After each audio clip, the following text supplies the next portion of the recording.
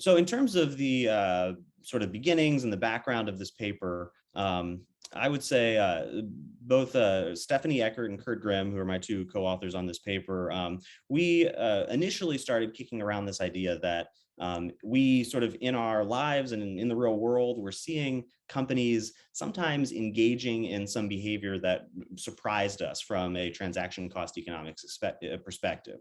Specifically, we were seeing that companies seem to sometimes enter into unilateral commitments or asset-specific investments or lock-ins that might run afoul of what some of the suggestions of TCE were, right? In terms of that companies could actually experience some opportunism because of these sort of, actions they were engaged in with their supply chain partners. And so at this time, I was a PhD student actually, and we were kind of going back and forth for how we might test this idea that in fact, these unilateral commitments that companies engage in might be either beneficial or harmful depending on the context. And at that time, I was taking Stephanie Eckert's behavioral supply chain course and also a behavioral course in the economics department. And so we thought that a behavioral experiment was really an ideal way to tease out some of these effects and try to hopefully create some just find some common ground basically between TCE and maybe what we were seeing in the real world.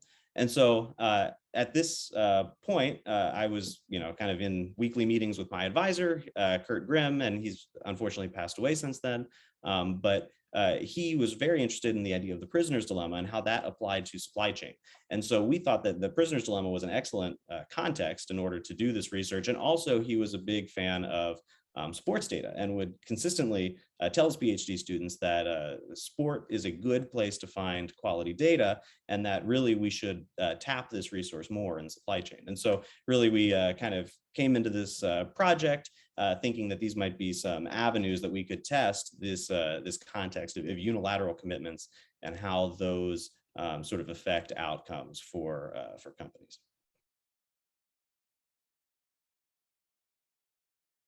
Yes, thank you. So in terms of the research itself, we end up basically taking a very focused approach where we're testing a single hypothesis, and that is essentially that unilateral commitments made by one company to another can lead to essentially either cooperation or opportunism, and it's dependent on the length of that commitment.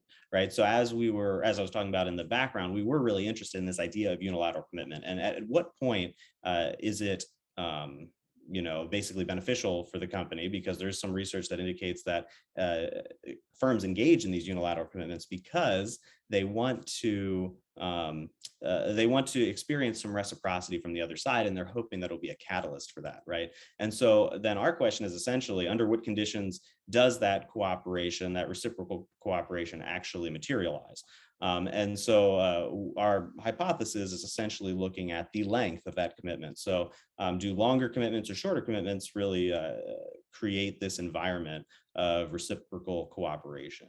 And so in order to test these hypotheses, we use 3 studies. So as I mentioned prior, we were very interested in using a lab experiment here because we thought that was a good way, at least to initially tease out what some of the effects of these longer commitments could be. Obviously, in that behavioral experiment, you can really control the environment and can pinpoint exactly what you're interested in. And so we used a prisoner's dilemma to look at that. And then we did find, as we expected, that the length of the unilateral commitment did quite significantly impact cooperation. And so then we ended up following that up with a scenario-based study. Now, this one, the one I would say potential weakness of the experiment is that it's a lab experiment, right? So it's not quite as real world focused. And so for our second study, we end up looking at we create a more a vignette experiment, essentially a real world scenario, and had managers interact with that, right? And we again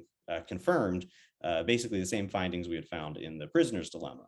And then finally, for our third study, we end up getting a baseball data set.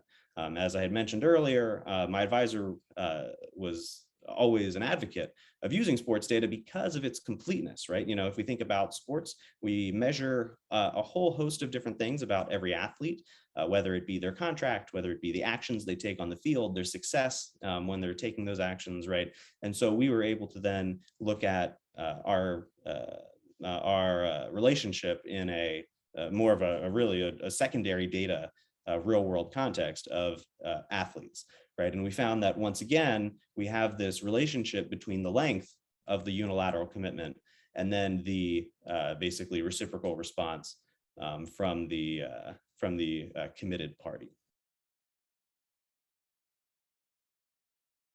So ultimately, we find a really robust and consistent result. So we use these 3 studies, right? And we find in every single study basically the same thing, that initially, when you enter into a unilateral commitment, if that commitment is for a shorter period of time, we find that the other party does, it seems, reciprocate and act cooperatively.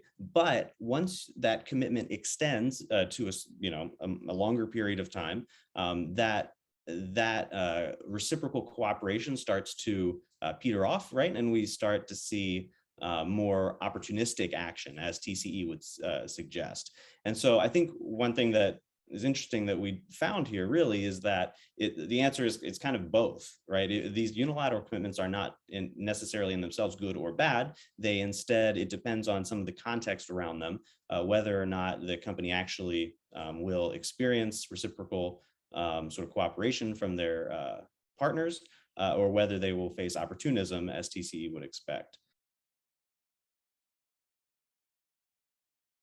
I would be happy to. So I think there are many potential extensions of this research. What we've really looked at here, what our interest was, okay, there's these unilateral commitments that seem to happen in the real world.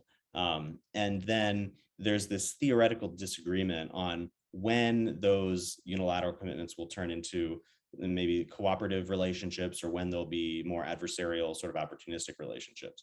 And what we ended up settling on was, it seems that it depends on the length of that commitment.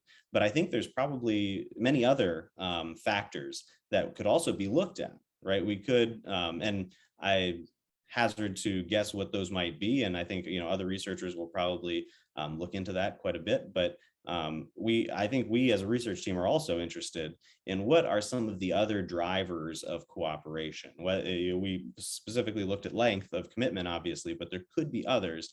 Well, I guess we will see. We'll see if we pursue further research, perhaps we will discover some of those things, or maybe some ambitious PhD student will do it in a dissertation.